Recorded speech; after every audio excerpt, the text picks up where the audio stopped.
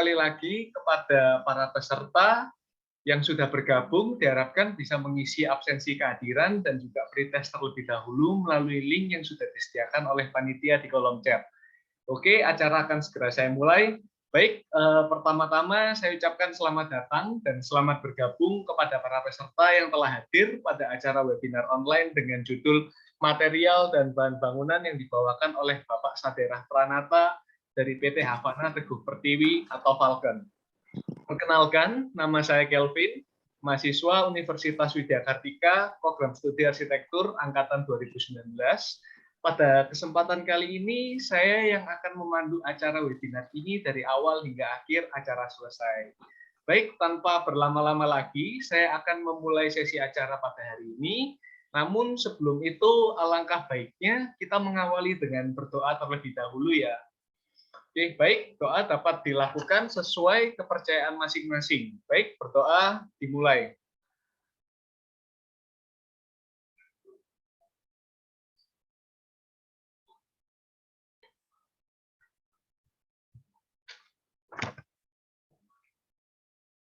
Baik, doa selesai. Baik, acara akan saya mulai. Izinkan saya membacakan peraturan webinar pada hari ini. Yang pertama, peserta diharapkan menyalakan kamera dari awal hingga akhir acara webinar selesai. Kedua, setelah materi selesai diberikan, akan ada sesi tanya-jawab. Peserta yang hendak bertanya dapat memberikan pertanyaan apabila ada materi yang dirasa kurang jelas. Pertanyaan dapat diketik melalui kolom chat atau bisa raise hand. Nanti akan saya panggil namanya. Kemudian yang ketiga, peserta diharapkan tidak meninggalkan room sebelum acara selesai, karena akan ada post-test yang harus diisi di akhir acara. Baik, sekian peraturan webinar pada hari ini. Selanjutnya, tanpa berlama-lama lagi, saya akan memanggil Bu Risma Andarini selaku Ketua Prodi Arsitektur Universitas Widya Kartika untuk dapat memberikan kata sambutan. Waktu dan tempat saya persilahkan kepada Bu Risma. Oke, ya terima kasih. Baik, terima kasih Kelvin. Ya, Bu. Selamat siang Bapak Ibu. Ini suara saya jelas ya? Terdengar ya? Jelas, Bu Risma. Oke, makasih Pak. Ya, terima kasih ya. Selamat siang Bapak Ibu, adik-adik mahasiswa dan semua peserta webinar. Salam sehat selalu. Ya, bersama kita mengucap syukur ya diberi nikmat kesehatan ya sehingga kita semua masih bisa berkumpul meskipun masih via online. Saya mewakili Prodi Arsitektur UWIKA mengucapkan terima kasih kepada Bapak Saderah yang telah berkenan menjadi narasumber di webinar siang hari ini. Juga untuk Bapak Ibu serta adik-adik mahasiswa dan semua peserta yang telah meluangkan waktunya untuk mengikuti webinar ini. Terima kasih juga kepada panitia yang telah bahu-membahu ya sehingga bisa terlaksana kegiatan ini. Jadi seperti yang kita ketahui ya, industri material dan bahan bangunan sudah cukup berkembang ya, karena terkait pula oleh kemajuan teknologi. Jadi perkembangan produk material dan bahan bangunan ini diharapkan menghadirkan produk yang lebih tepat dan tentunya dengan aplikasi yang lebih mudah, dengan kualitas terukur sehingga membuat proses pembangunan menjadi lebih presisi dan efisien. Jadi mungkin terkait hal tersebut diharapkan kita jangan sampai ketinggalan wawasan gitu ya dan harus selalu update gitu. Jadi di sini di webinar kali ini nanti Bapak Saderak akan berbagi bersama kita. Jadi sekiranya seperti itu, semoga acara kita hari ini bisa berjalan dengan baik, lancar dan tercapai hasil baik yang kita inginkan. Terima kasih, waktu dan tempat kami kembalikan ke panitia. Silakan Kelvin. Oke, baik. Terima kasih Bu Risma atas kata sambutan yang telah diberikan. Langsung saja saya panggil Bapak Saderah Pranata. Halo. Halo. Halo, ya suaranya sudah masuk. Keputus. Oh, oke. Karena nanti sempat terputus soalnya. Oke. Terima kasih Kelvin. Jadi adik mahasiswa, saya panggil adik aja ya. Jadi kita sharing-sharing. Sorry saya pakai masker karena saya posisi di kantor dan kalian tahu semua pas kayak gini lebih baik pakai masker ya kalau berkerumun, kalau di tempat umum lah. Tuh. saya mau bincang-bincang aja sedikit, saya kasih, nggak usah terlalu resmi. Saya mau kenalan dulu dengan kalian. Kalian ini mahasiswa semester berapa ya? Saya latar belakang dari teknik sipil, jadi saya juga mungkin nggak terlalu banyak tentang arsitek ya, gitu. Kalau boleh tahu dari angkatan berapa aja ini ya? Ada dari 19, angkatan 2020, ini ada yang komen 2019, berbagai macam sih Pak Sadera, ada macam-macam berbagai tahun. Oke, jadi lintas angkatan ya, bukan cuma satu angkatan aja ini ya. Jadi mungkin yang 2019 mungkin lebih senior, mungkin sudah tahu banyak hal tentang material aluminium, materi-materi bahan bangunan, mungkin yang awal-awal 2020 mungkin baru-baru awal lah. Tapi semua saya rasa punya kemampuan untuk menyerap informasi ini. Oke, perkenalkan saya Saderak, jadi di perusahaan Havana Teguh Pertiwi untuk bata ringan, perusahaan Havana Karta Aluminium untuk aluminium, dan Havana Teguh Sadana untuk perusahaan yang bergerak di bidang daso decking ya. Jadi decking daso ada beberapa perusahaan. Hari ini saya akan memaparkan hal mengenai daso decking. Jadi daso adalah bahan dari bambu yang diolah sedemikian rupa dibentuk menjadi beberapa ornamen suatu bahan bangunan. Saya mau share screen dulu ya. Oke, buat logistik bisa dibantu, buat panitia.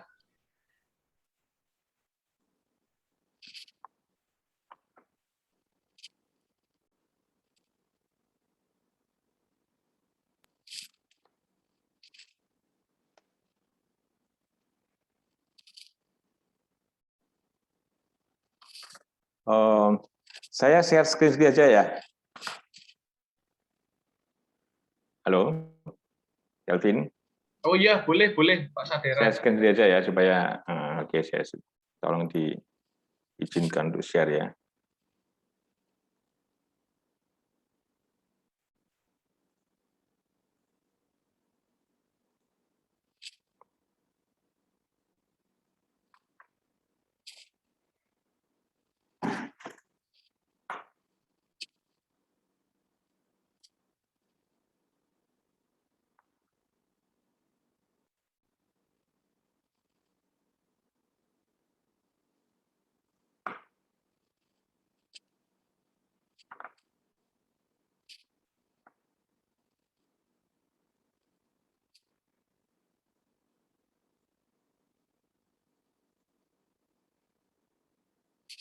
Udah kelihatan ya layar ya?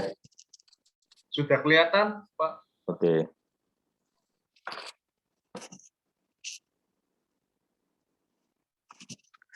Oke, ini daso. Jadi daso ini adalah material dari bambu yang diolah sedemikian rupa menjadi bentuk-bentuk ornamen yang kita inginkan ya, berarti bahan bangunan yang lain.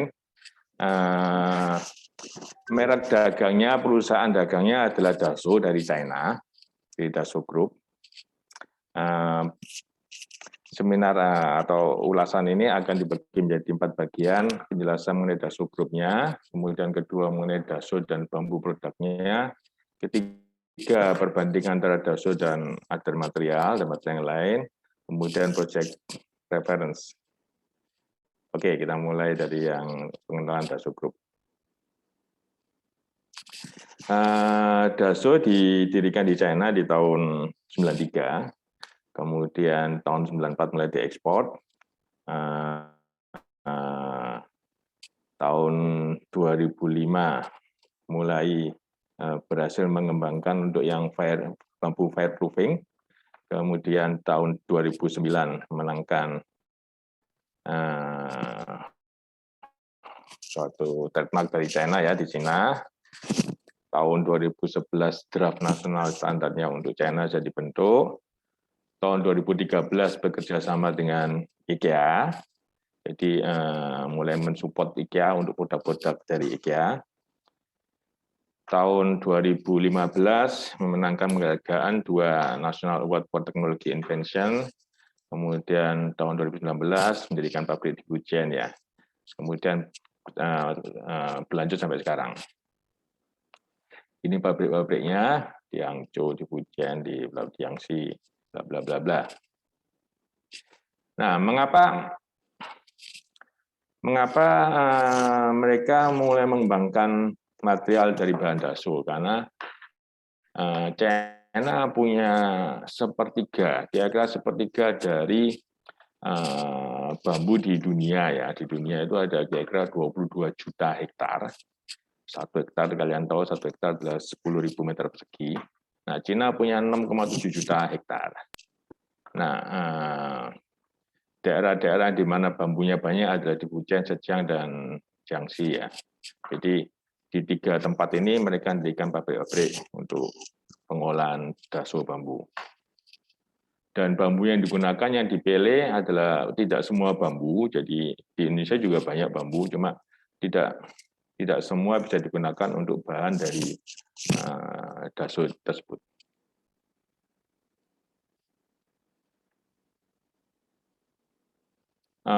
Sudah memenuhi sertifikat ISO 9001, ISO 14001, FSC, dan sudah dipatenkan.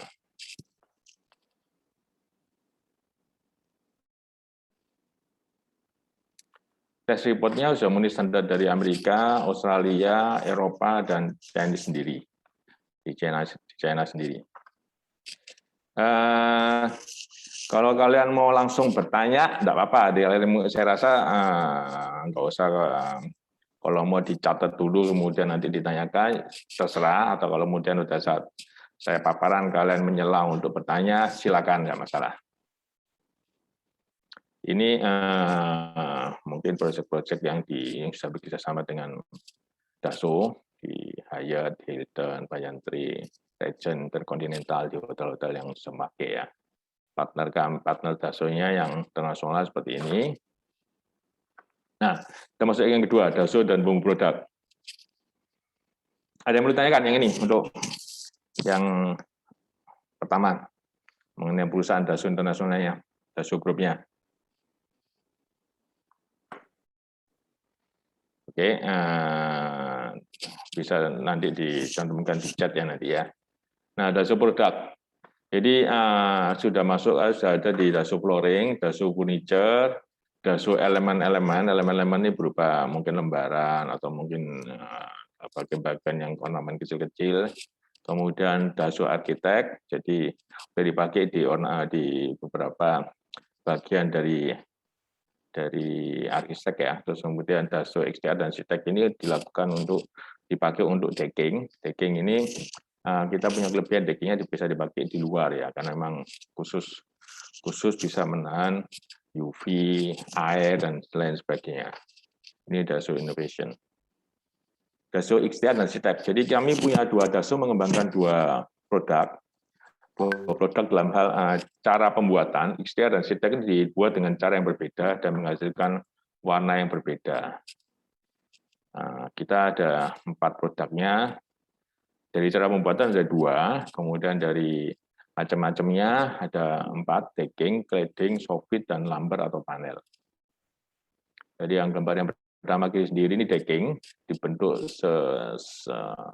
meliuk-liuk, melingkar-lingkar seperti ini, bagus dari segi aspek. Terus kemudian yang gambar kedua ini adalah cladding, dipasang secara vertikal, menempel ke dinding. Gambar nomor 3 ini adalah soffit. Soffit ini adalah plafon maksudnya ya, di soffit istilahnya mereka pakai soffit. Menempel secara horizontal bergantung di atas. Ini cara pembuatan. Jadi kalau ada pertanyaan gimana cara membuat material-material seperti ini, cara membuatnya adalah bambu ditebang, dipotong, kemudian dipilah-pilah, di-cutting-cutting, diambil seratnya, gambar-gambar diambil seratnya, kemudian dikeringkan, dan di denutrien. Denutrien ini artinya material-material selulosa atau glukosanya dari bahan tanaman tersebut dikeluarkan. Itulah mengapa salah satu daso ini bisa tahan terhadap bakteri, rayap, dan lain sebagainya. Nah, kemudian proses ke-6 di blender ya, direkatkan, kemudian ditekan dengan suhu tinggi dan tekanan tinggi, jadi suhu tinggi dengan tinggi, kemudian dipotong sesuai keinginan kita. terus di packing seperti gambar yang terakhir. Ini gambar daging. Yang warna coklat ini adalah yang CTEK. Yang warna agak gelap ini yang mendekati hitam ini adalah yang XTR. Jadi kita ada dua jenis ini cara pembuatan yang berbeda, CTEK dan XTR. Karena cara pembuatan berbeda itu menyebabkan warna yang terbentuk seperti ini. CTEK menjadi warna coklat, yang XTR menjadi warna agak gelap. Ini yang gambar ini gambar join antara dua bagian dari daging. Dagingnya juga dua permukaan, sisi atasnya ada yang ada profilnya gini, sisi bawahnya ada yang halus, bisa digunakan kedua-duanya, bisa halus dan bisa yang bergerigi seperti ini. Nah, ini kita menjelaskan tentang XTR. Jadi proses pembuatan XTR itu nutriennya semua diekstrak. Kalau lihat gambar sebelah kiri ini before treatment ini, nutrien-nutriennya adalah yang bulat-bulat kecil-kecil yang lonjong-lonjong. Ini nutriennya dikeluarkan semua termasuk sugar and starch ya dari bambu, kemudian diisi dengan phenolic resin. Phenolic resin ini bahan yang sama yang digunakan pada pembuatan bola bowling. Kalau kalian pernah bermain bowling, mungkin di Surabaya sini mungkin sudah nggak ada bowlingnya, waktu era lama ada. Bowling itu sangat keras, jadi dilempar, dibanting gitu, bla bla bla bla gitu sampai nggak boleh dikata nggak bocel ya atau nggak terluka gitu ya. Terus jadi bahan yang sama digunakan untuk digabungkan dengan serat-serat dari bambu.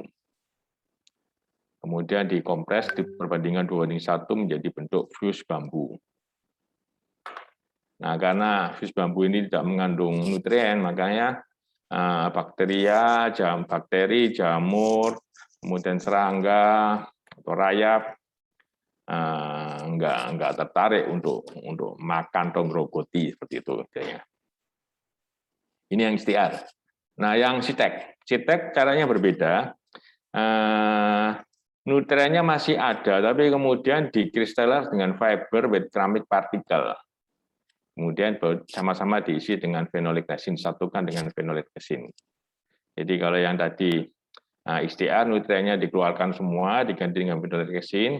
Kalau yang ini bulat-bulatnya masih ada, tapi lihat gambar yang kedua ini yang biru-biru ini sudah dilapisi dengan keramik partikel. Jadi karena dilapisi dengan keramik partikel, efeknya sama. Ya, nanopartikel tersebut mengkristalize dari nutriennya sehingga bakteri, jamur, bla bla bla tidak tertarik untuk makan gitu.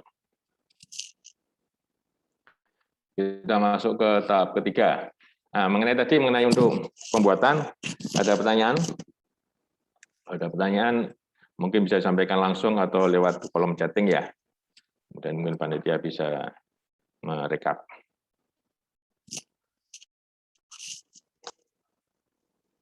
Saya lanjutkan atau masih berpikir-pikir untuk bertanya? Dilanjutkan dulu aja Pak Sadera. Kan ya. Oh, Oke. ini ada yang tanya kebetulan. Ini dari Kansa Amirah Ulfa ya. Bertanya bagaimana cara mengekstrak gula dari bambu, Pak? Pertanyaan ini juga saya nggak bisa jawab karena terus terang sebenarnya kita mau meninjau ke pabrik ke China-nya ya, tapi karena pandemi ini saya sendiri juga belum sempat ke sana, di tim kami belum sempat ke sana. Pada dasarnya sih pasti proses kimia dan proses fisika ya ini ya, proses fisika ya, karena mengekstrak sesuatu itu kan bayangan saya melibatkan peralatan-peralatan dan kimikal yang untuk bisa mengeluarkan tadi gula dan selulosanya seperti itu. Saya tampung pertanyaannya, mungkin saya akan sampaikan carikan caranya, cari ke pihak Daso ya. Daso yang dari kita selalu komunikasi dengan daso yang dari China sih. Kalau diperlukan malah saya bisa undang mereka untuk menjelaskan gitu. Tapi tentu saja dalam bahasa Inggris ya karena dari China-nya. Oke.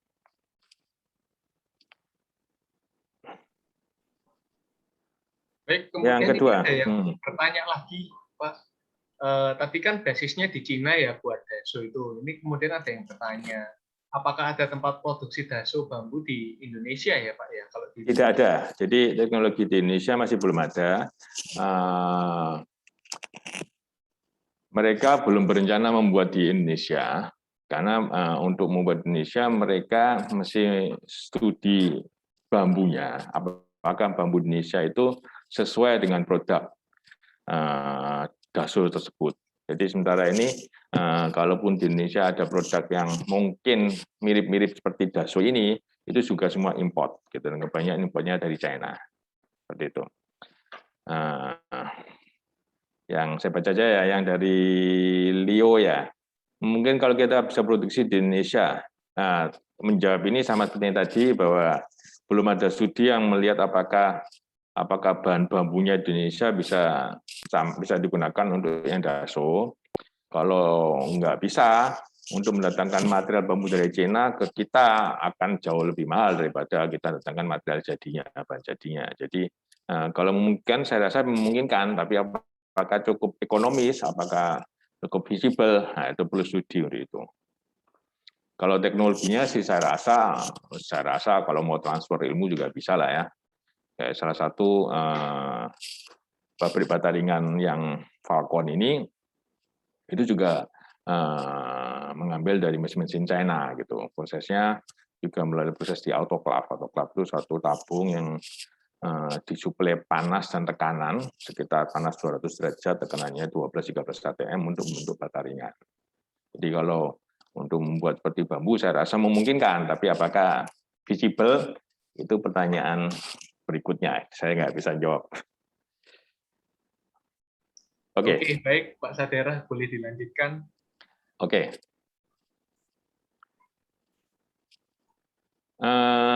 Ketiga adalah perbandingan antara bambu dengan material yang lain ya. Mengapa mereka mengembangkan bambu dibentuk menyerupai seperti kayu, elemen-elemen seperti kayu? Karena kita melihat bahwa kayu paling tidak untuk bisa dipanen itu 20 tahun pertumbuhannya. Kalian lihat gambar sebelah kiri ini untuk membuat anggap aja pintu gitu ya, pintu kalian pintu jati atau pintu merbau atau pintu kamper. Itu kalian harus menebang pohon sekian banyak. Padahal untuk menumbuhkannya ini lihat di tengah-tengah ini ada gambar pohon yang masih kecil, masih hijau ini semacam perbandingan bahwa yang lainnya ditebang-tebang bla bla bla bla, ini kita nanamkannya masih kecil seperti ini gitu loh. Gitu. Kalau yang kita mau tahu mungkin pohon yang jati emas itu ngomongnya bisa 5-10 tahun dipanen sih, tapi realnya sih agak sulit ya. Jadi 5-10 tahun itu mungkin baru diameter 30 cm untuk kayu. Kalau kayu-kayu yang besar-besar itu ya mungkin bisa 20 tahun. Gitu. Karena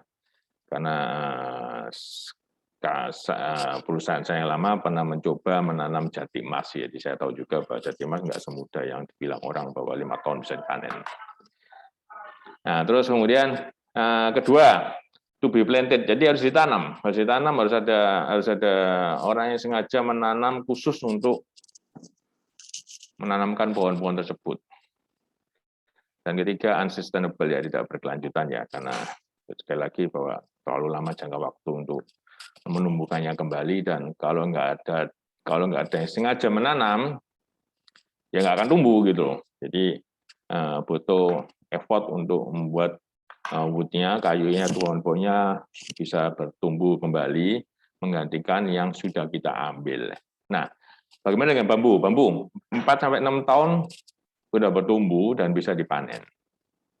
Kemudian pertumbuhannya natural. Jadi ini bambu ini termasuk tanaman semak gitu. Jadi dia bisa tumbuh sendiri, bisa beranak sendiri. Kalau kalian mungkin nanam pohon bambu ya satu batang, 2 batang, 3 batang, lama-lama 2 tahun, 3 tahun berbatang-batang, dia bisa tumbuh sendiri seperti rumput gitu.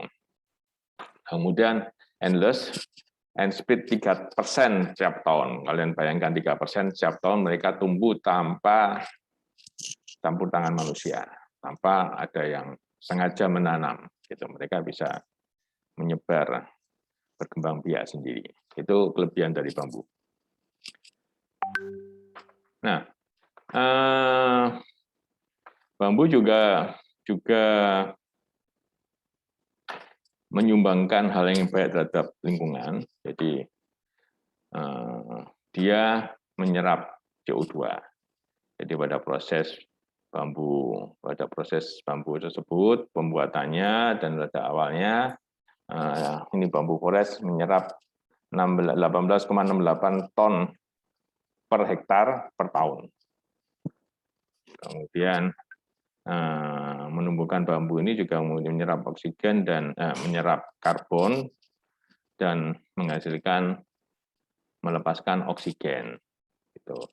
Pada proses berikutnya adalah pembuatan seperti ini juga menyerap CO2 lah dalam proses pembuatan mungkin akan menghasilkan CO2, tapi proses pembuatan dibandingkan dengan penyerapan natural yang terjadi masih sangat menguntungkan seperti itu. Kita bandingkan dengan material lain dalam hal menghasilkan suatu produk per kilo CO2 per meter kubik. Jadi karbon dioksida yang dihasilkan kilogram per meter kubik. Kalau steel, untuk menghasilkan steel ini 1 kubik menghasilkan sekian, 15.000 itu sekitar 20.000 kilo CO2 karbon dioksida per meter kubiknya besi. PVC 7.500. Kalian lihat PVC decking bla bla bla bla. Nah, kalau XTA dan CITEK lihat grafiknya ke kiri, negatif. Jadi untuk menghasilkan 1 meter kubik ini dia menyerap CO2 sekian. Kalau kita skala mungkin sekitar 3.000 kilo CO2 per meter kubik ya untuk menghasilkan dari satu produk 1 meter kubik bambu.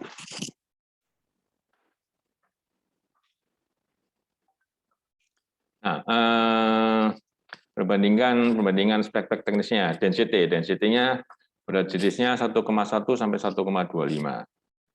Kalian tahu berat jenis saya adalah 1 gram per cm kubik, jadi ini lebih berat daripada air. Jadi bambu produk ini, kalau kita taruh dia akan tenggelam.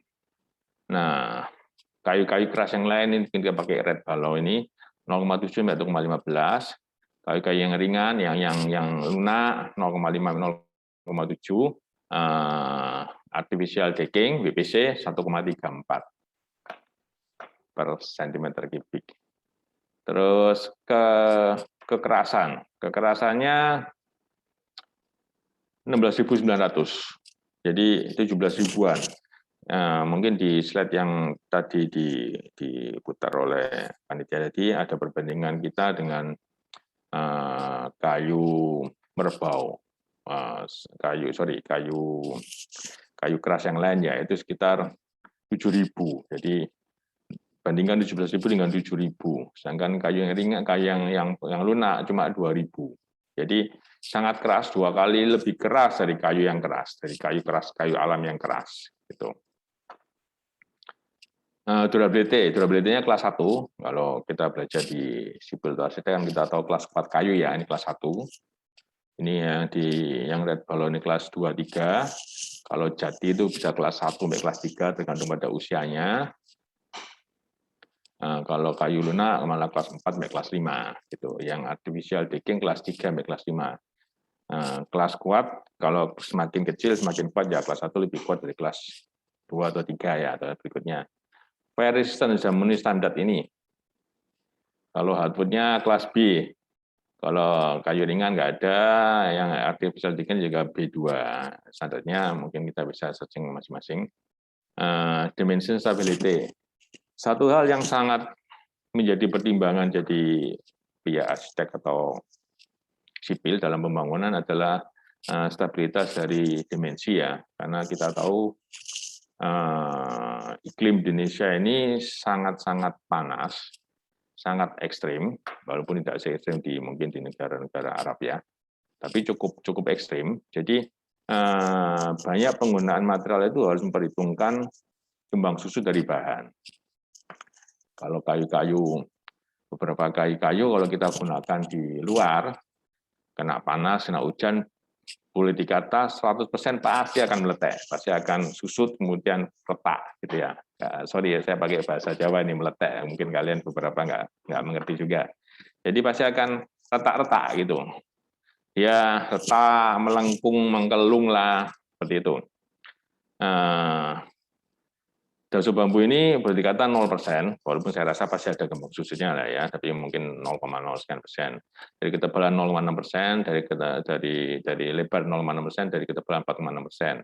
Sedangkan kalau hardwood ini mereka radialnya melengkung sampai 5,5%, tangensialnya 10,1, 15,7. Yang lainnya bisa dilihat sendiri, mold resistennya kelas 0, boleh dikata tidak dimakan. Ini kelas 2, kelas 3, kelas 4, kelas 5, kelas 3. Ini bagian durability test ketika bahan-bahan material ini dipapar dengan 5 jenis bakteri atau jamur ya selama 12 minggu.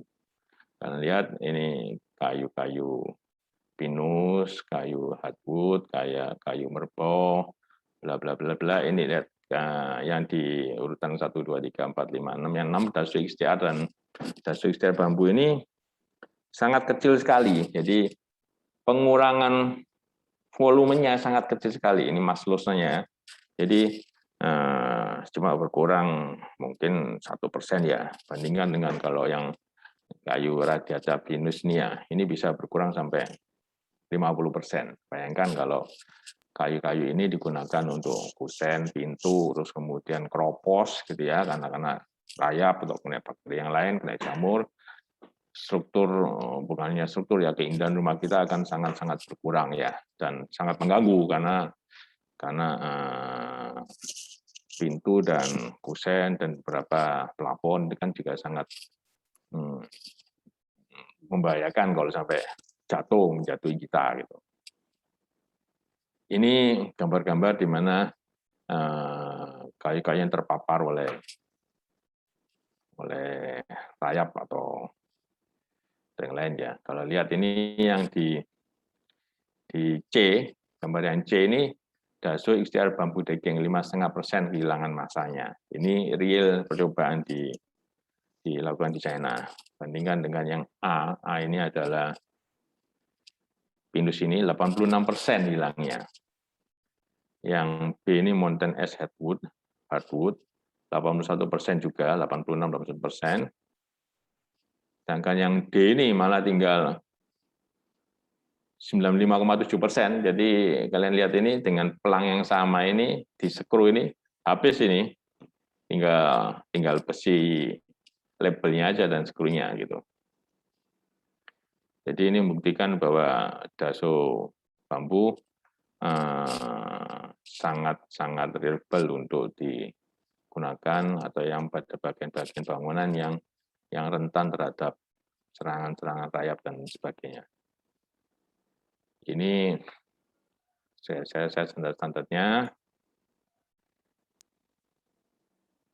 Jadi ini untuk Green Building Certification, standar-standarnya sudah ada. Akhir kita masuk ke project reference. Oke, pada hal yang ketiga ini ada yang perlu ditanyakan mengenai perbandingan Daso dengan material yang lain.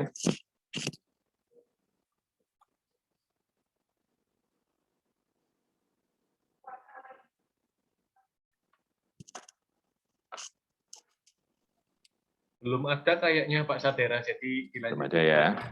Oke. Ini adalah project reference yang ada.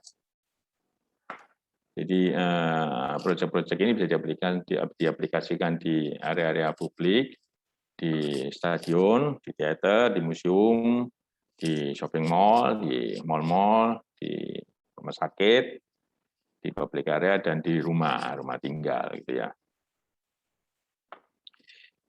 Ini yang di Malaysia, digunakan di sebelahnya kolam renang, di pool set-nya ya, gunakan material dari Dassault. Ini yang tipe-tipe XTR, ini agak gelap. Jadi ini terpapar matahari dan kemudian kena air seperti ini biasa, nggak masalah gitu. Kita emang didesain untuk tahan terhadap outdoor. Ini di Malaysia juga.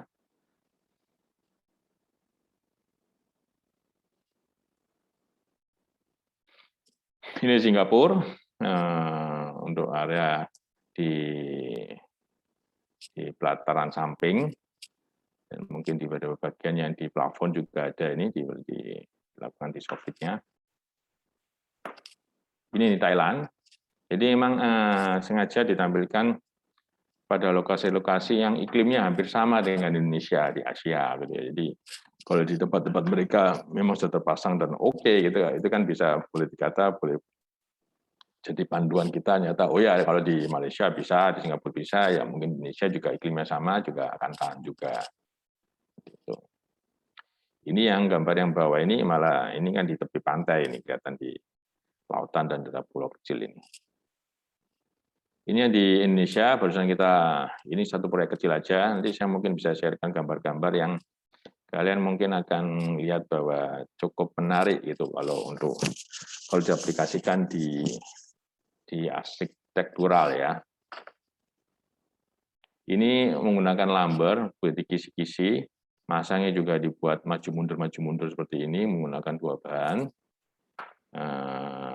Jadi saya coba sharekan foto-foto yang di proyek lain.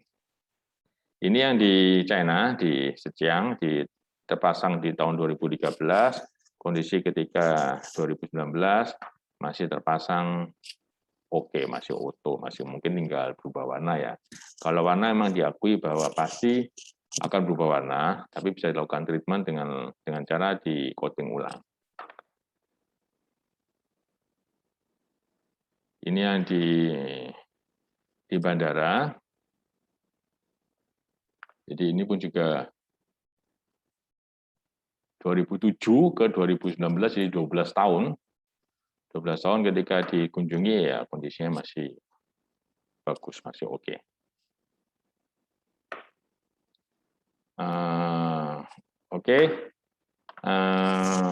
Jadi salah satu ide pembuatan menggunakan bambu ini adalah karena kita juga peduli terhadap lingkungan. Jadi untuk menggunakan material-material bangunan yang green material seperti itu. Jadi menggunakan material yang renewable juga. Kalau kayu kan memang kita penghasil kayu tapi juga mesti sadari bahwa stok kayu kita, stok pohon-pohon kita terbatas gitu. Makanya sempat pemerintah melakukan pengetatan terhadap produk-produk kayu baik yang lokal ataupun yang diimpor keluar ya gitu. Oke. Udah selesai paparan saya, ada yang perlu ditanyakan? Santai aja, enggak masalah. Saya juga dulu pernah jadi mahasiswa, jadi apa yang kalian rasakan, saya mungkin kalau mengingat-ingat ya pernah merasakan seperti itu, jadi nggak perlu terlalu tegang, itu nggak terlalu formal. Oke. Baik, terima kasih Pak Sadera atas materi yang telah diberikan, sangat mengedukasi sekali ya materinya. Baik, saya akan buka sesi tanya jawab. Buat para peserta yang ingin bertanya, bisa langsung on mic, bisa on cam langsung juga bisa, atau melalui chat juga bisa, terserah. Buat teman-teman ada yang mau ditanyakan, ini mumpung kita ketemu sama pakarnya langsung, jadi kalau mau tanya-tanya, mau diskusi tentang sesuatu, bebas, Pak Sadera bisa bantu di sini. Yuk, ada yang mau bertanya? Ini ada pertanyaan ini. Bentar. Dari Daniel, ada yang bertanya. Pak, mohon bertanya, apakah kalau bambu daso ini dipakai untuk dek pelabuhan, apakah cocok, Pak? Pertanyaan. Oke, saya jawab. Kalau ditanya apakah cocoknya dalam hal apa? dalam hal biaya saya rasa nggak cocok. Kalau dalam hal ketahanan saya rasa oke gitu, karena kalau untuk dek-dek pelabuhan kita mesti pakai bahan yang kalau pakai kayu alam tuh kayu ini ya, kayu ulin ya. Jadi kayu ulin itu kayu alam kita di Sulawesi, di Kalimantan banyak, itu kayu yang cocok untuk outdoor. Jadi tidak mudah retak. Lain dengan bengkirai itu keras tapi mudah retak. Nah, kalau ulin kuat, jadi ulin tidak mudah retak, cukup keras. Jadi biasanya digunakan kayu tersebut biasanya kalau kita pakai kayu ulin gitu. Nah, tinggal kalau kayu kita ini kalau daso ini kalau buat untuk pelabuhan harganya nggak cocok, jadi terus terang aja harganya nggak cocok. Jadi saya rasa kalau cocoknya dari segi ketahanan sih oke, tapi kalau dari segi price-nya saya rasa nggak akan bisa gitu, nggak akan cocok gitu. Tinggal itu aja. Oke. Oh ini dalam hal ketahanan, oke, dalam hal ketahanan saya rasa dibilang bahwa perbandingan kita dengan ulin boleh dikata kita plus minus lah dengan ulin lah. Jadi dari segi bentuk, dari segi kembang susu, dari ketahanan, dari dilihat ketahanannya kelas kuat kayu ya, kelas kuat 1 ya. Dari segi kekerasan juga sangat keras, dari segi ketahanan terhadap bakteri, jamur dan rayap oke. Dari segi kembang susu juga oke. Dan ketahanan saya rasa oke. Bisa. Yang pertanyaan dari Kansa Amira. Menggunakan Biodaso apa ya Pak yang bisa diberikan seperti itu? Oke, kita lihat ke yang tadi itu. Dan saya share lagi ya.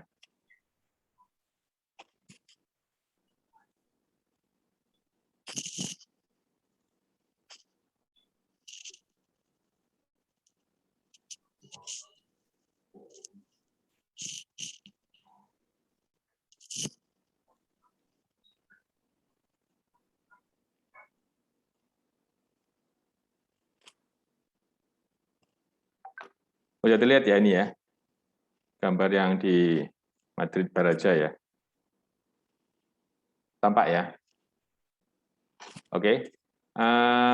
Ini mereka menggunakan semacam kisi-kisi, jadi pakai lumber. Jadi lumber dipasang posisi berdiri. Jadi sebenarnya sofit kita itu posisinya mendatar sih, tapi kalau ini kita pakai yang posisi kisi-kisi. Atau saya coba sharekan yang lain coba ya, bentar ya.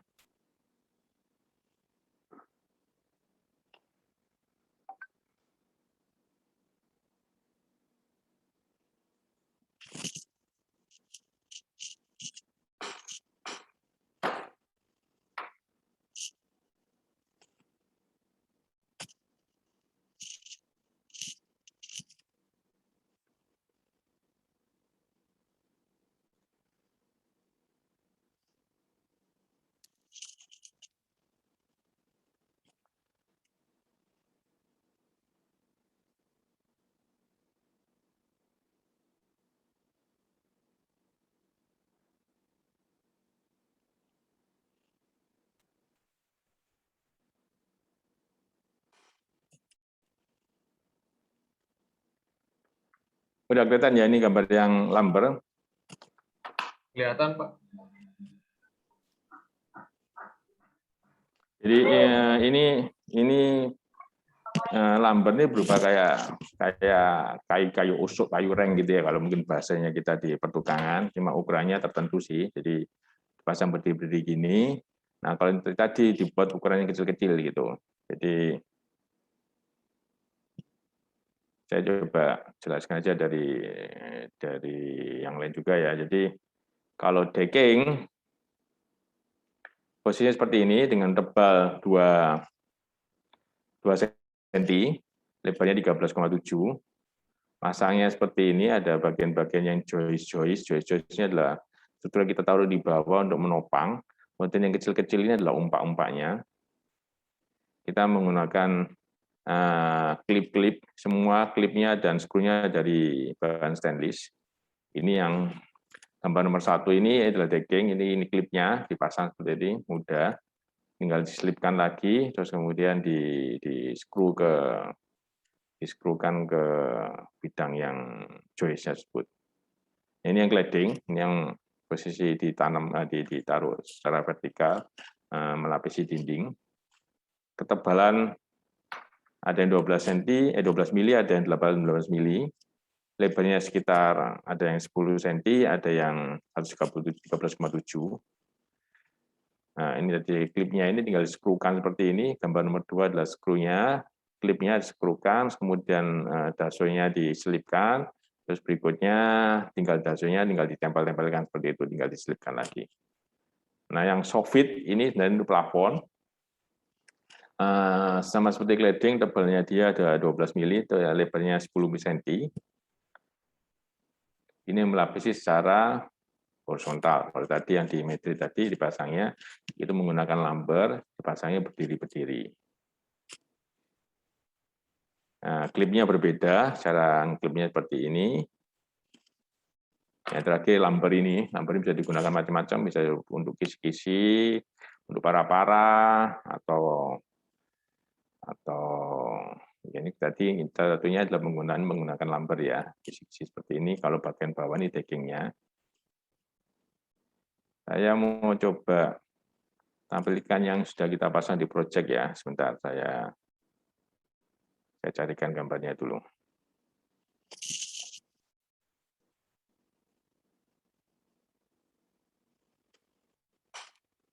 Oke, sambil saya cari gambarnya, bisa ada pertanyaan lain? Oke, Pak. Ini kemudian ada yang bertanya, Pak, dari Belinda. Dia bertanya, untuk pemakaian daso ini apakah ada maintenance khusus yang dilakukan untuk menjaga kualitasnya ya, Pak ya? Jadi kan semisal kayak kayu juga perlu maintenance. Jadi kan kadang orang beli itu kan maintenance khusus untuk menjaga kualitas tidak ada. Jadi jadi tadi yang dimaksud coating itu apa ya, Pak ya? Tadi. Coatingnya untuk warna aja. Jadi sebenarnya bahan dari daso tersebut ketika dikirim ke kita itu mereka warnanya sudah seperti itu. Jadi itu bahannya dari satu bahan ya, dari permukaan sampai ke dalam itu sama semua bahannya, bukan cuma kayak kalau kalian tahu keramik itu kan dilapis ya bagian atasnya ya. Ini enggak, ini semua bagiannya sama. Jadi kalau kalian gergaji, kalian potong gitu dibelah gitu ya permukaannya juga sama gitu, dan semuanya tahan cuaca gitu. Yang perlu dilakukan untuk maintenance itu adalah untuk mempertahankan warnanya ya, bukan mempertahankan warnanya pasti akan berubah, cuma kalau sudah sekian tahun kan kusam-kusam nanti. Nah itu kalian bisa coating seperti itu. Seperti itu aja sih, saya rasa yang untuk yang perlu dilakukan adalah seperti itu. Jadi coating yang dilakukan untuk menambah, satu untuk mempertahankan warnanya, kedua juga sebenarnya coating juga bisa membantu juga untuk supaya kelembapannya tidak terlalu berpengaruh ke bahan. Memang pada dasarnya tanpa coating itu pun sendiri bahan ini juga kembang strukturnya bisa kecil seperti itu. Beda kalau dengan kayu kalian yang sekarang gunakan aja untuk pintu gitu ya, pintu yang dari kayu, kusen dari kayu. Kalau rumah kalian terpapar matahari, itu biasanya kayunya akan satu berwarna, kedua mulet. Itu pasti terjadi. Catnya juga nggak tahan biasanya harusnya mungkin pakai produk yang lasur dari propan ya, misalnya kalian gunakan untuk area yang outdoor. Seperti itu. Jadi maintenance khususnya nggak ada. Jadi untuk tampilan warnanya kalian mesti maintain supaya warnanya bisa kelihatan tetap cerah ya, karena apapun bahan kalau terpapar matahari pasti akan kusam. Dari Rebecca ya. Oke, dari Rebecca ini, oh ya, tadi juga mau tanya Pak, mengenai yang coating, itu biasanya request dari klien itu biasanya berapa tahun sekali ya Pak ya? Umumnya itu di coating ulang itu berapa tahun sekali biasanya Pak? Biasanya 1,5 tahun sekali. Jadi di presentasi yang kedua itu coba carikan ya.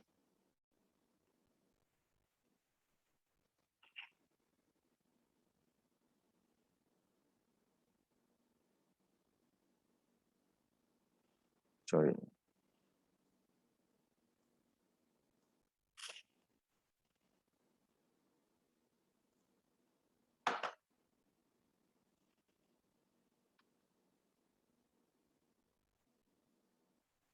Ini yang di lambat yang dipakai untuk pagar-pagar ya, untuk kisi-kisi ya. Bentar.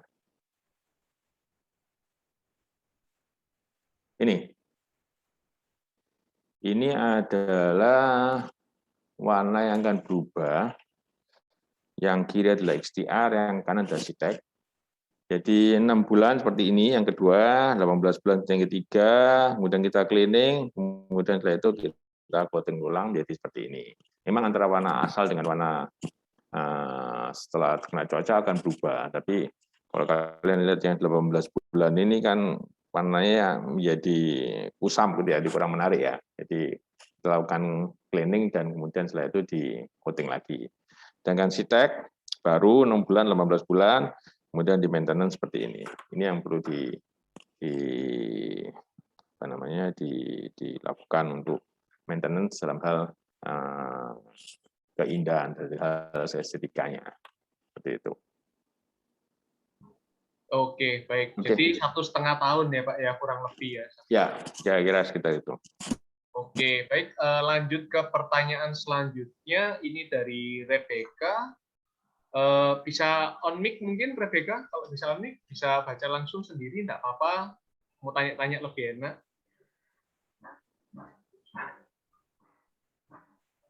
Kalau saya bacakan dulu aja nggak apa-apa. Ini dia bertanya Pak, untuk kelemahan bambu sendiri sebenarnya adalah rentan terhadap api.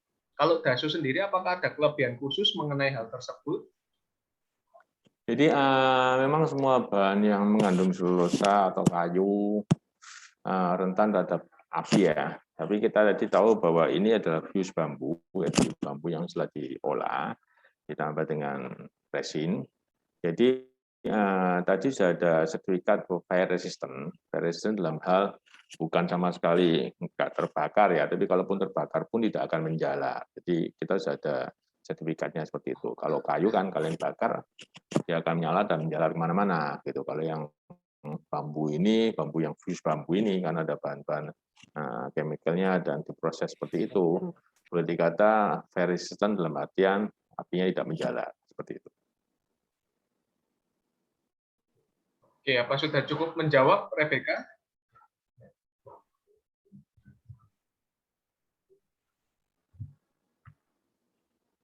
Nggak ada jawaban, artinya sudah cukup menjawab ini, Pak. Oh, ini sudah. Oke, kemudian dari ini ada yang bertanya lagi dari Pak Ari, dari UIKA. Mau bertanya, Pak, perlakuan terhadap laser cutting bagaimana ya, Pak? Gimana ini perlakuan untuk terhadap laser cutting? Maksudnya bambu ini kemudian dipotong dengan laser cutting, seperti itu ya?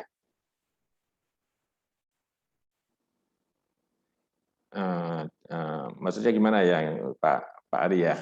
Pak Ari, wah ini Pak Ari ikut bertanya ini, jadi pertanyaan berbobot nih jadinya nih. Oke Pak Ari, boleh on cam sama on mic mungkin Pak Ari. Buat panitia tolong dibantu ya.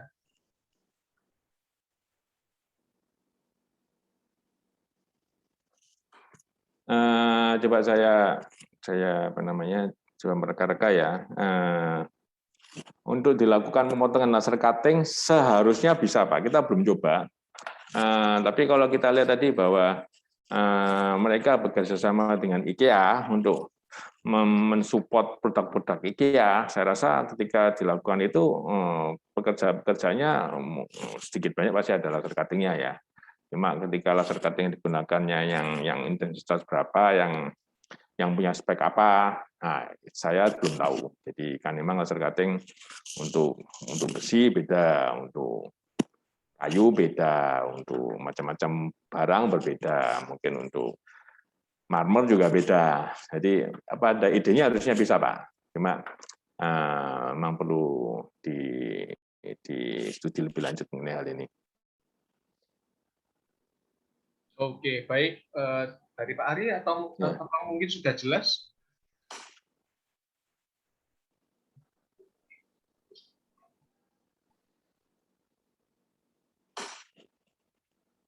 Ini Pak Ari nggak bisa on cam ya. Oke. Iya, nggak bisa on cam. Iya, iya. Untuk memotong dan membentuk, ya jadi Pak Ari melanjutkan yang pertanyaan Pak Ari aja. Seharusnya bisa Pak untuk memotong dan membentuk, saya rasa pakai laser cutting bisa. Yang kita lakukan sekarang untuk memotong sih kita mesti pakai mesin potong yang mata gerendanya itu, mata mesin potongnya harus yang tungsten ya, atau yang orang bilang matanya mata permata gitu loh, jadi matanya ujungnya permata, karena barang kita tahu barang ini sangat keras. Kalau kalian kayu geraji biasa itu bisa, kalau ini mata gergajinya cepat tumpul gitu. Dan kedua, kalau kita menggunakan mesin mata gergajinya kurang bagus, akan bau seperti kayu terbakar Pak, ngasep gitu karena sangat keras. Seperti itu. Oke, Pak Satira. Terus Jadi kemudian motongnya kita pakai. Oke. Kenapa Pak? Jadi motongnya harus pakai mata gergajinya yang mata Khusus ya. pisaunya atau mata ininya yang tungsten lah, logam tungsten atau yang mata intan orang bilang gitu. Oke. Oke. Kemudian Oke, ini Pak dari ada yang bertanya Bu lagi Risma ya. Bu Risma. Ini Ya, bertanya ini. mengenai Untuk pelayanan maintenance. maintenance harus dengan biaya daso. Oke, saya baca Pak ya. Apakah bisa harus dengan pihak daso atau bisa lakukan pihak lain? Saya rasa bisa, nggak masalah. Jadi maintenance-nya sangat sederhana kok. Kita ada video untuk bisa lihat di YouTube juga, di saya share juga. Jadi pembersihannya sederhana sekali. Kalau kita membersihkan decking gitu ya, disiram air, kemudian menggunakan mesin untuk polesnya itu yang berserabut supaya bisa, kalau pada bagian yang bergerigi, yang bentuknya bergerigi tersebut, pakai yang berserabut supaya bisa masuk ke celah-celah. Tapi kalau permukaan polos biasa aja bisa, nggak masalah. Nah, tinggal itu aja pembersihan seperti itu sih Bu. Jadi disiram air, mungkin kasih sabun sedikit gitu ya. Setelah itu tinggal dikeringkan, setelah kering kita bisa melakukan proses untuk coating berikutnya. Seperti itu. Oke, Bu Risma, apa sudah cukup menjawab pertanyaannya?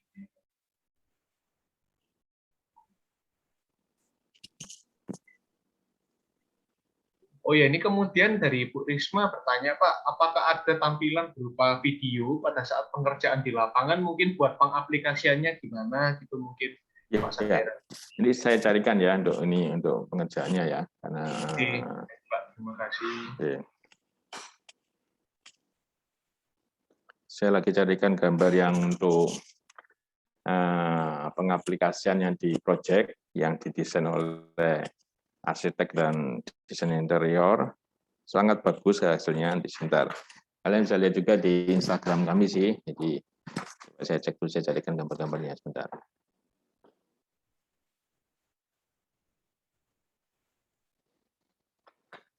Oke, sambil nyari mungkin ada yang disampaikan atau dibicarakan. Saya sambil nyari ini ya.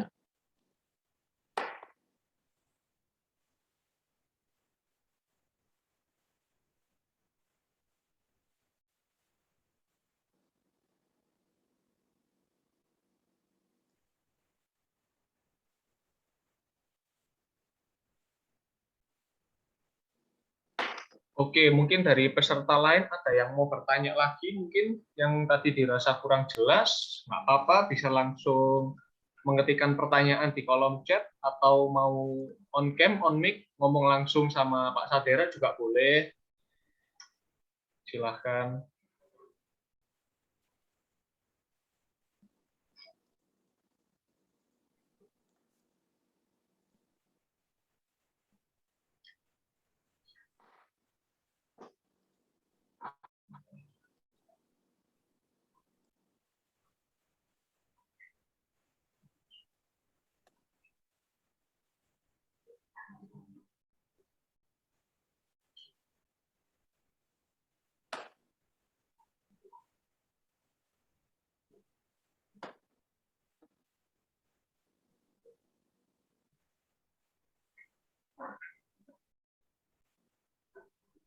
Ini ada pertanyaan lagi, Pak Sadera, dari Ya. Daniel. Ini bertanya, apabila diaplikasikan untuk tangga eksterior, apakah berisik ya Pak saat diinjak? Kita sudah pernah coba diaplikasikan di tangga eksterior. Jadi asal hubungan antara klip dengan joist di bawahnya bagus, jadi kita pakai bahan yang tebal sehingga skrunya bisa menyatu dengan bagus, nggak masalah. Seperti itu.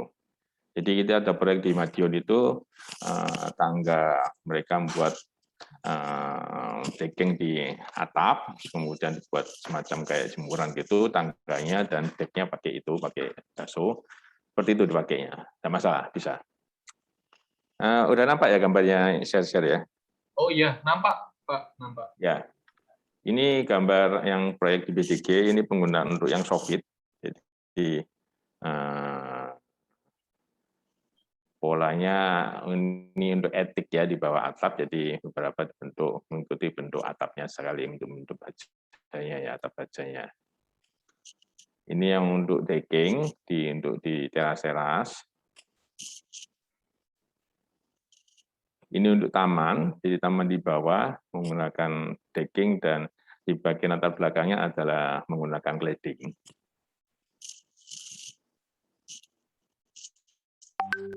Jadi decking-deckingnya diatur seperti ini, bangku-bangkunya di belakang ini juga menggunakan bahan dari daso juga. Maaf Pak Sadera, ini apa sudah diklik ya? Soalnya gambarnya kecil Oh, sekali. tetap. Di sini cuma ada kayak kumpulan folder aja di sini. Oh, sorry. Bentar. Saya stop share dulu aja di.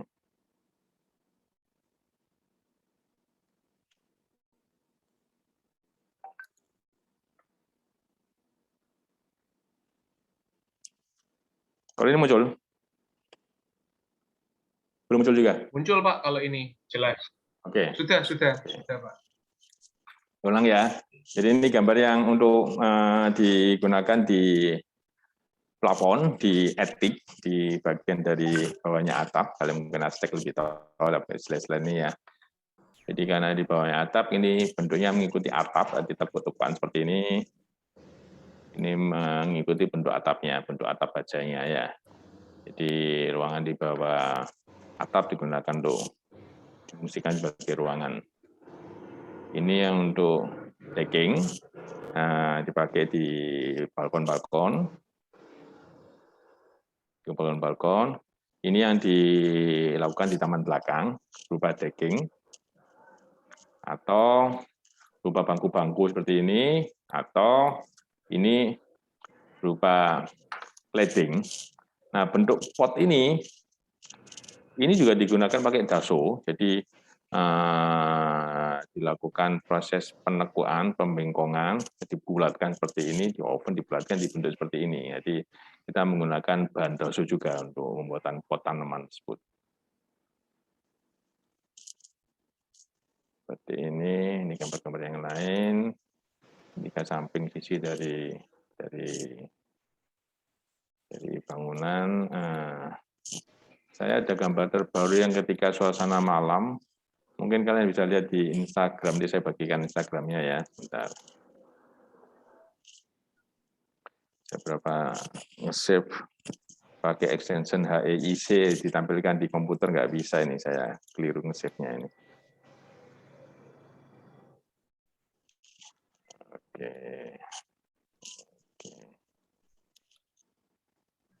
Saya carikan lagi yang foto pada malam hari.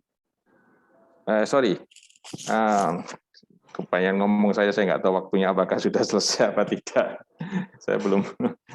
Apakah masih ada waktu lagi atau gimana nih? Nggak apa-apa Pak, masih ada waktu kok. Masih ada waktu ya. Bentar saya carikan lagi. Masih ada waktu. Gambar yang.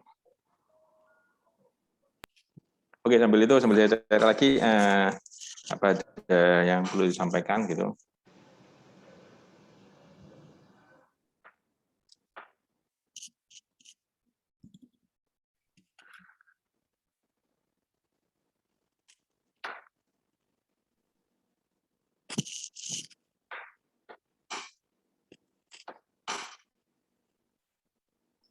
Baik, buat para peserta, mungkin ada yang mau ditanyakan lagi ke Pak Sadera.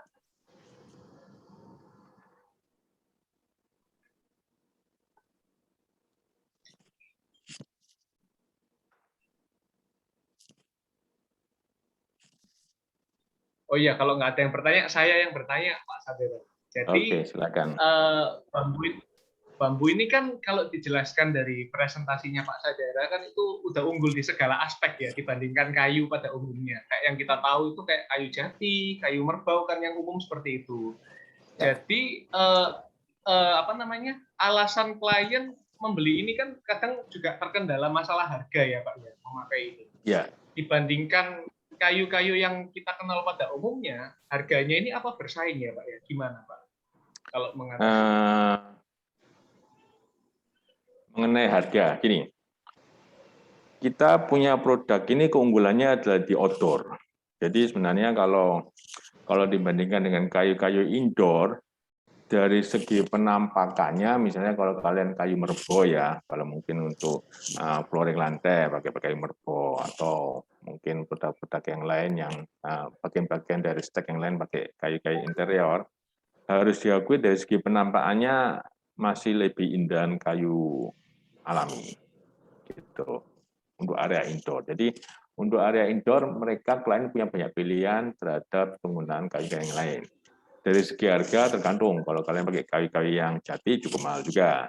Kalau kalian pakai kayu-kayu yang di bawah jati, kamper atau yang lainnya atau merbau aja lah mungkin masih lebih murah. Merbau mungkin beda-beda dikit, sama kamper mungkin beda agak banyak. Nah, kalau untuk outdoor sebenarnya nggak banyak pilihan untuk klien, untuk pemilik rumah ya. Karena kalau kalian pakai outdoor, selama ini yang untuk decking misalnya, atau untuk bagian-bagian yang cladding yang untuk di depan rumah, pilihan kita adalah satu pakai WPC, plastik composite, atau pakai jenisnya kayak board gitu, pakai kayak kalsi board atau jenis itu, atau concrete wood seperti itu. Kalau concrete wood itu penampakannya yang kurang real kayu gitu ya. Jadi untuk bahan-bahan UPVC, bahan-bahan WPC, bahan-bahan yang concrete wood itu penampakannya masih kelihatan bahwa itu buatan. Ini statement seperti ini bukan saya yang bilang, saya cuma jiplak aja omongan dari arsitek. Jadi beberapa arsitek ketika memaparkan dengan klien akan berkata seperti itu. Nah, jadi pilihan kita itu, pendampingan kita adalah dengan kayu ulin. Satu-satunya kayu yang mungkin bisa mungkin ada jenis kayu yang lain yang cukup keras juga, cukup keras, dan yang penting kembang susunnya nggak besar. Kalau bengkira itu sebenarnya keras, jadi bengkira dengan daso malah bengkira lebih keras sedikit. Bengkira itu sekitar 17.000 sekian kekerasannya. Kalau daso kita kan 16.900 sekian, beda 2-3%, 3-4% gitu. Bengkira sangat keras, tapi ya gitu, dia nggak tahan terhadap perubahan cuaca, kembang susut retak. Nah, jadi kalau bilang apakah suatu owner atau klien memutuskan untuk memakai produk apa, ya tinggal pilihannya mereka adalah dengan ulin. Ulin sendiri dengan bahan kita sebenarnya harganya malah sebenarnya lebih mahal ulin. Kalau saya lihat mungkin tinggal kualitas ulinnya ya, karena saya pernah bandingkan dengan subkon yang pemasangan decking untuk outdoor itu, mereka menawarkan ulin lebih mahal dari produk kita Daso. Gitu. Kalau interior, ya itu saya bilang bahwa dari segi penampilannya, orang mungkin akan lebih milih merbau atau jati untuk dari segi penampilannya. Beberapa aja yang mungkin kalau suka warna stratnya yang dari Daso, ya mereka akan menggunakan Daso. Karena masih banyak klien yang uratnya jati kan bagus, jadi urat jati, ya saya rasa jati lah yang uratnya bagus, kalau merbau sih biasa lah uratnya. Itu yang jadi salah satu kekurangan dari Daso kalau dibandingkan dengan produk interior kayu yang lain, seperti itu. Oke, Pak Sadera, terima kasih buat penjelasannya. Ya, mungkin dari teman-teman yang lain mungkin ada yang mau bertanya.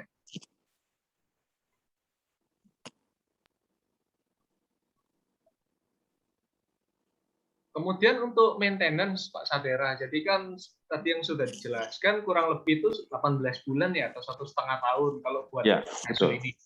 Kalau misalnya buat kayak kayu yang pada umumnya itu kurang lebih berapa ya Pak ya? Bila dibandingkan gitu si daso ini lebih tahan lama atau gimana Pak? Untuk kualitas warnanya itu tadi. Kalau kualitas warna tinggal gini, satu kalau kita kan tadi dari segi kualitas warna ya, kalau kayu lain kalian paparkan kena matahari seperti itu, ya pasti bukan cuma berubah warna, tapi berubah bentuk gitu. Kecuali saya bilang bahwa ulin ya, itu dari Shopee cukup kuat gitu. Tapi kalau kayu-kayu yang lain, ketika terpapar seperti itu, warnanya bukan cuma warna, di bentuknya juga berubah. Nah, sekali kita fokus ke warna ya. Kalau warna, kalau sama-sama terpapar gitu ya, kalian bayangkan aja kalau pintu atau rumah kalian pakai yang dilakukan pakai propan untuk propan lasur tuh ya. Ya biasanya sih 3 tahun, 5 tahun mereka mesti melakukan pekerjaan ulang. Tapi kayu yang tadi yang di pintu yang itu jendela itu kan masih terlindung dari matahari langsung kan, jam-jam tertentu aja yang karena mereka masih ada atapnya, masih ada kanopinya gitu. Tapi kalau ditaruh seperti decking tadi itu terpapar sepanjang hari, saya rasa warnanya juga akan cepat berubah ya. Karena sebenarnya warnanya itu kaitannya dengan kualitas dari catnya sendiri, bukan dari basic dari material yang dicatkan ya, atau yang dikotingkan seperti itu. Jadi kalau pertanyaannya adalah bandingkan dengan yang lain gimana? Saya rasa kalau sama-sama catnya sama sih, saya rasa juga sama ya, perubahannya juga akan sama. Kecuali kalau kita lebih detail lagi, nanti tergantung juga dari mungkin penyerapan cat itu terhadap bahan kita, terhadap kayu kita, itu mungkin akan mempengaruhi terhadap kelekatan mempengaruhi terhadap kekuatan setan cat tersebut. Gitu. Saya belum ada studi itu, tapi saya rasa seperti itu jawabannya. Gitu. Oke, baik Pak Sadera, terima kasih buat penjelasannya.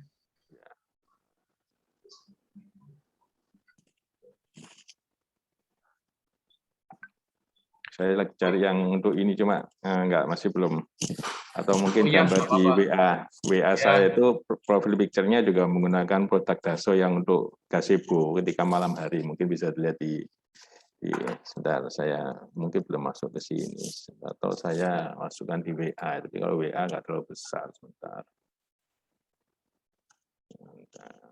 Oke, apalagi yang kira-kira saya lagi carikan karena sangat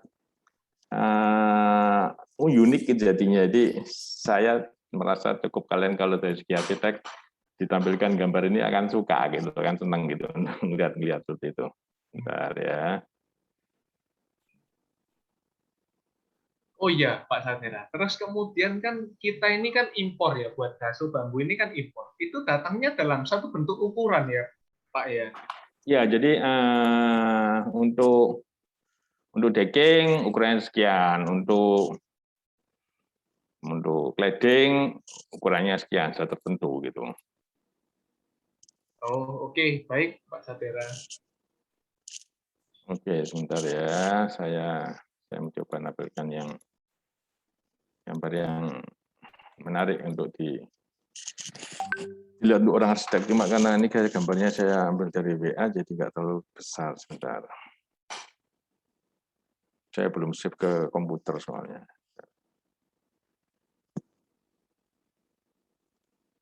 Oke, ada pertanyaan dari Lia ya. Ini bertanya Pak, untuk bahan daso ini apakah cocok diaplikasikan dengan bahan lainnya juga? Dan bahan apa saja yang bisa diaplikasikan dengan daso ini? Maksudnya apa? Kombinasi gitu ya Lia ya? Betul ya? Dipadukan gitu kan maksudnya?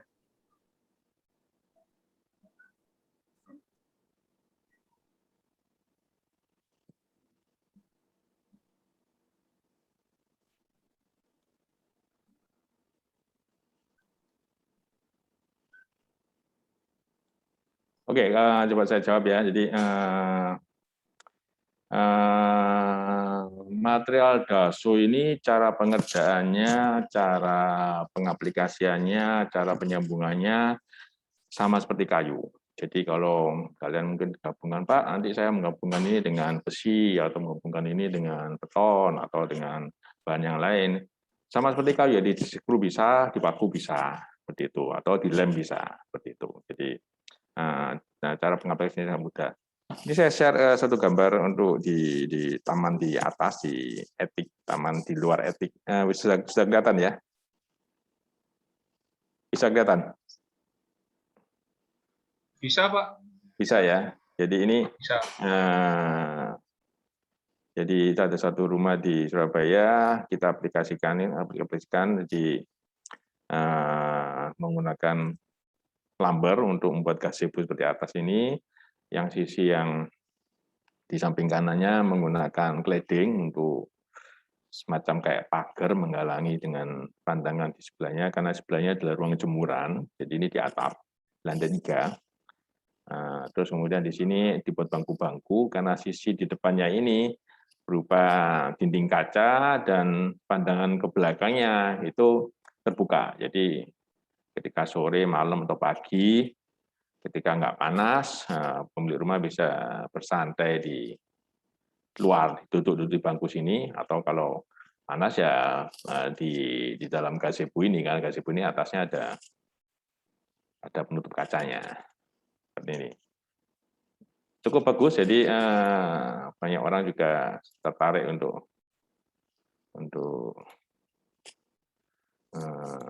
ketika saya tunjuk gambar ini jadi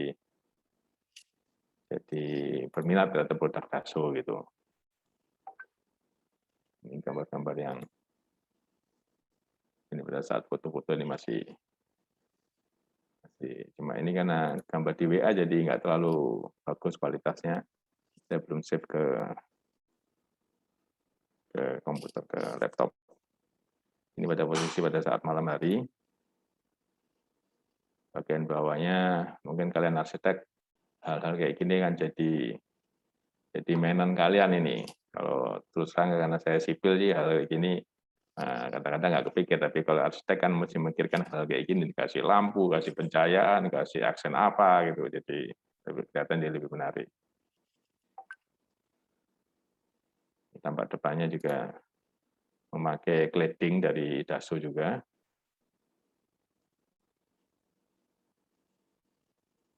Ini yang jadi bagian dari etik. Jadi etik ini ruangan tadi yang di belakangnya gazebo itu, gazebo ini ruangan etik ini. Jadi jendela yang di sini itu nanti nampak yang di gazebo tersebut.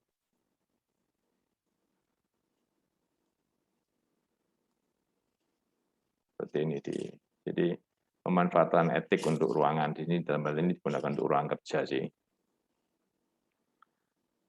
Nah, ini di taman tadi dibuat kasih bangku duduk.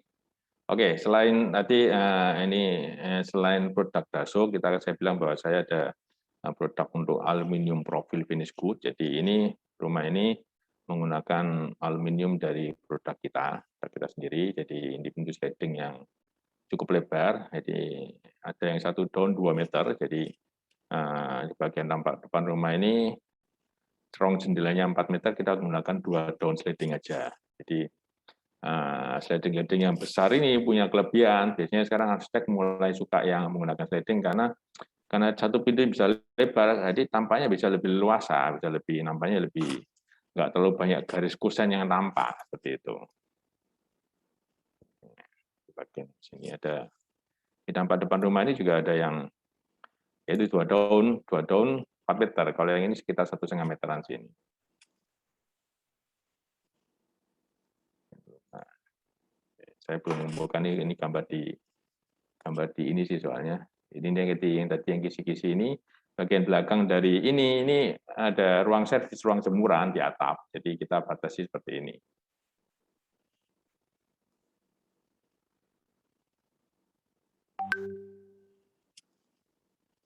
Ada gambar juga yang kita menggunakan ini untuk tangga outdoor. Ini tangga outdoor yang di proyek lain, bukan di Madiun. Seperti ini yang dimaksudkan ya. Bentar, saya ambilkan yang. Jadi Ini diproyek juga di Dian Istana, di atapnya dibuatkan struktur untuk buat decking seperti ini.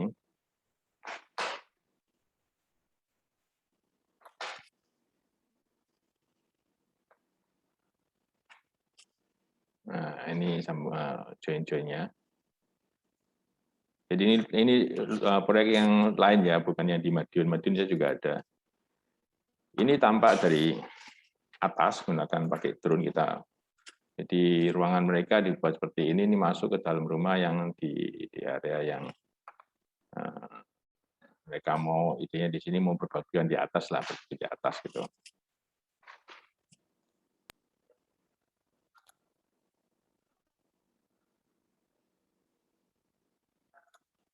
Ini tangga yang menuju ke bawah.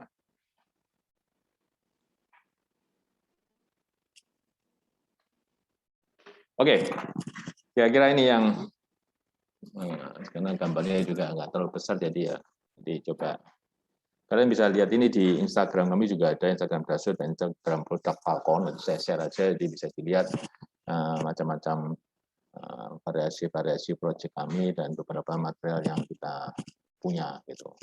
Kalau yang aluminium, kalau kalian tertarik kalian bisa hubungi, saya bisa presentasikan yang untuk produk aluminium yang finish good ya. Jadi yang bisa digunakan di sini yang di Indonesia ini biasanya produk-produk kayak IKK finish good atau produk Eterno atau produk-produk yang dari Starmas atau mungkin meningkat lagi ada Teknal atau Vero Aluminium, produk yang finish good.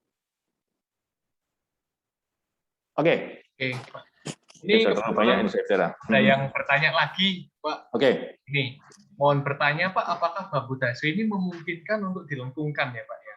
Gimana, Pak? Memungkinkan. Tadi kan saya sempat share bahwa saya sempat bicara bahwa yang di taman belakang yang saya share tadi ada pot bunga yang ditempelkan di atas di dinding itu dibuat dari dasu, jadi dilengkungkan. Memang yang membuat bunga dari pihak kami, dari pihak yang kebetulan itu ada subkon mebel yang membeli, yang kita minta untuk dia desainkan taman tersebut dan dia ada bentuk seperti itu dan dia kerjakan sendiri untuk bentuk lengkungnya. Gitu. Pada dasarnya prosesnya ya sama seperti dipanaskan, dilengkungkan, dipanaskan lagi seperti itu. Oke. Baik, Daniel, apa sudah menjawab jawaban dari Pak Sadera?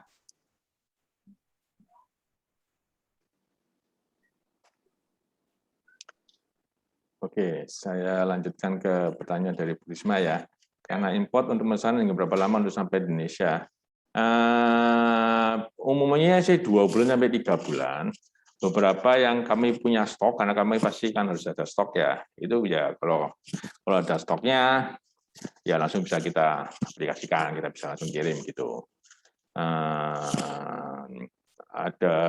Sekarang sih ada beberapa kendala, produk yang lumbernya ada kami lagi kehabisan yang lumber, cuma stoknya tinggal sedikit. Didatangkan dari China, mungkin baru mereka bilang produksinya lagi ada satu kendala, jadi mungkin baru Januari Februari kalau untuk lumber. Tapi produk yang lain bisa decking apa, kita ada stok dan kita datangkan lagi yang stok yang kedua juga, stok kedua ketiga juga kita lagi datangkan seperti itu. Jadi stoknya ada, kecuali kalau memang kita nggak ada stok ya. Saya rasa kita berusaha untuk supaya stok-stoknya yang sering kali dipakai itu kita datangkan dan kita ada gudang di Surabaya. Oke, baik. Terima kasih jawabannya, Pak Sadera. Oke. Buat teman-teman yang lain, ada yang mau ditanyakan?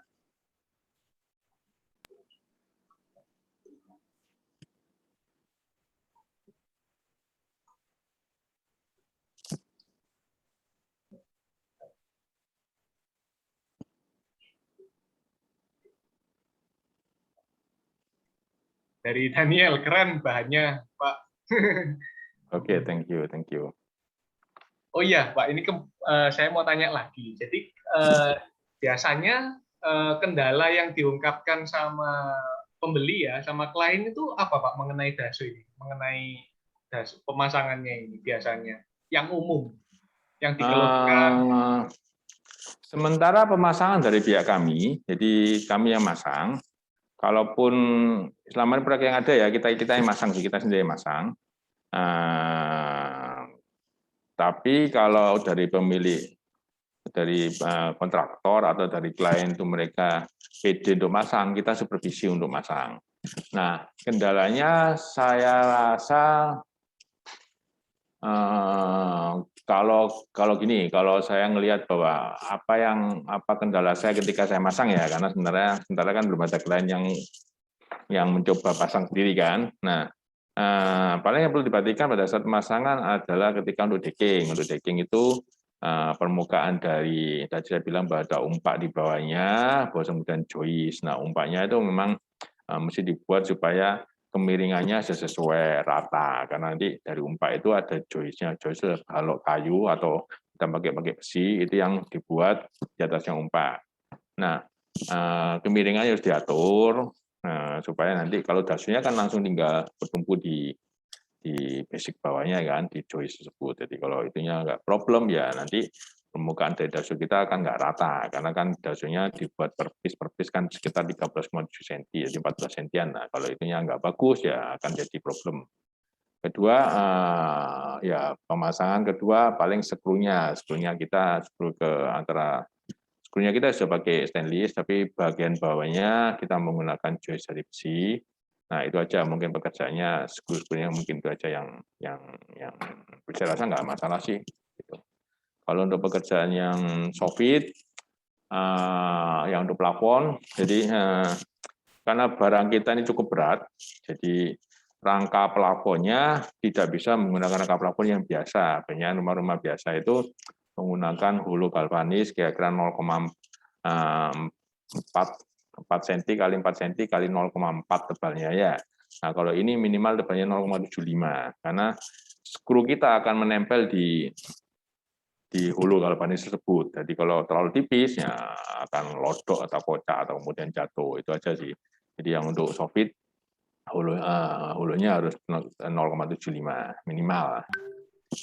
Nah, untuk yang hulu di decking harus pakai tebalnya 1,5 sampai 2 mili. Jadi decking harus lebih kuat karena kan diinjak gitu. Kalau yang dasu kan cuma kalau untuk soffit kan cuma menggantung aja. Yang untuk decking, untuk cladding saya rasa nggak masalah. Soffit seperti itu, lumber yang tinggal masalah join-join sambungan karena kayak tadi pembuatan gazebo di atas itu karena kemiringannya bukan yang 45 derajat atau yang tertentu gitu. Nah, pada saat pembuatan itu memang harus benar-benar malnya harus benar gitu, jadi supaya ketika dipotong sambungannya juga bagus seperti itu. Itu aja sih. Pada dasarnya sama seperti kayu, cuma kendala kita adalah bahan ini keras. Karena keras, pelakuannya juga harus menggunakan alat yang bagus gitu. Mata potongnya harus bagus, ini harus potong gerendanya pun juga lebih bagus. Itu aja kendalanya yang kira-kira yang terjadi. Sepengalaman kami sebagai ini ya, sebagai distributor dan pengaplikasiannya. Oke, gitu. Baik Pak. Kemudian buat masalah mengenai garansi Pak, itu dari dasunya sendiri ada garansi ya Pak ya? Ada, jadi dari dasu sendiri untuk bahannya itu untuk area publik 10 tahun, untuk area yang residensial 25 tahun. Oke, baik. Terima kasih Pak buat penjelasannya. Dari teman-teman Oke. lain, ada yang mau ditanyakan lagi sebelum saya tutup?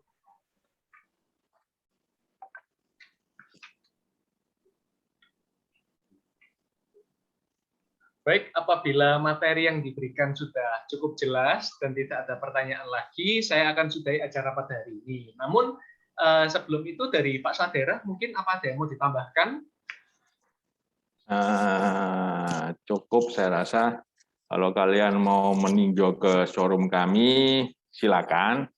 Karena bagaimanapun juga lewat Zoom gini, lihat-lihatnya di monitor kecil dengan melihat barangnya, memegang bahannya, ngefeel-nya sendiri akan beda. Seperti itu. Jadi kalau kalian merasa perlu melihat ke lokasi kami, silakan. Prokesnya kita jaga, di kantor kami juga cukup cukup ketat untuk progresnya. Kita juga untuk hal kayak gini kita perhatikan juga. Jadi kalian mau datang bertahap gitu atau apa, atau masuknya bergiliran atau gimana, terserah. Mungkin saya rasa dari pihak universitas atau dari pihak pembimbingnya bisa mengatur kalaupun mau seperti itu. Itu aja. Nah, untuk produk-produk aluminium juga bisa, di sini juga ada produk-produk aluminium finished good, kalian bisa lihat juga. Jadi di store kami di style nomor 28. Atau lagi kalau kalian mau belajar bata ringan, silakan. Kalau bata ringan kita pabrik, jadi prosesnya mulai dari proses awal bahan baku sampai nyetaknya, sampai makingnya, kalian bisa lihat dari situ. Mungkin beberapa yang tertarik di bidang industri akan jadi tambahan pengetahuan seperti itu. Walaupun ini bukan bahan arsitek ya, karena arsitek kan ya, kaitannya dengan estetika, dengan art. Kalau bata ringan sih nggak ada kaitannya dengan art sih, dengan sipil biasanya.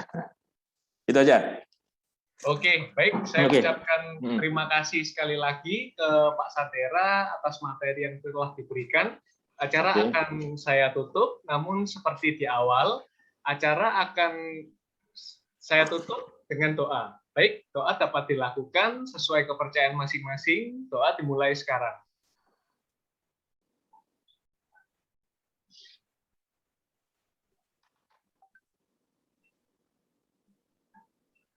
Doa selesai. Baik, acara telah selesai. Sebelum meninggalkan room ini, peserta dapat mengisi post-test melalui link yang telah diberikan oleh panitia di kolom chat. Kemudian mengingatkan juga kepada seluruh peserta, Program Studi Arsitektur Universitas Widya Kartika juga mengadakan acara webinar selanjutnya pada tanggal 11 November dengan tema Proses Penataan Perumahan, Master Plan, dan Tipe-tipe Perumahan. Untuk info selengkapnya bisa pantau IG kita di @art_uik. Oke, apabila para peserta sudah selesai mengisi post-test, peserta boleh meninggalkan room. Terima kasih para hadirin sekalian, sampai jumpa di lain kesempatan.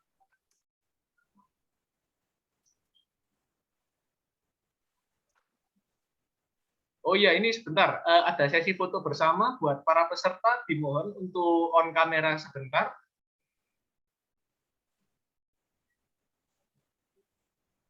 Buat panitia tolong dibantu hitung ya, kalau misalnya sudah mau difoto.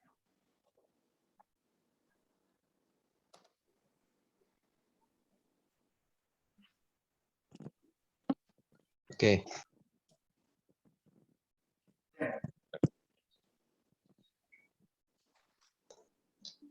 Halo, iya.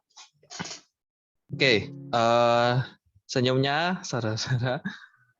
Ya, satu,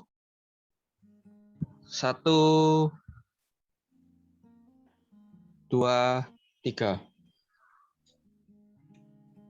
Oke, halaman kedua. 1, 2, 3.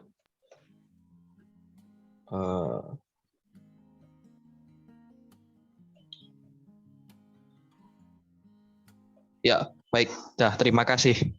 Oke, terima kasih Pak Sadera dan Oke, thank you semua ke Pak Hari dan Bu Risma atas kesempatan diberikan ke adik-adik mahasiswa ya. Oke, thank you. Terima kasih juga Pak Sadera sudah berbagi ilmunya. Ya, thank you sama-sama. Oke, dadah. Ya, baik. Oke, ya saya lihat dulu. Oke.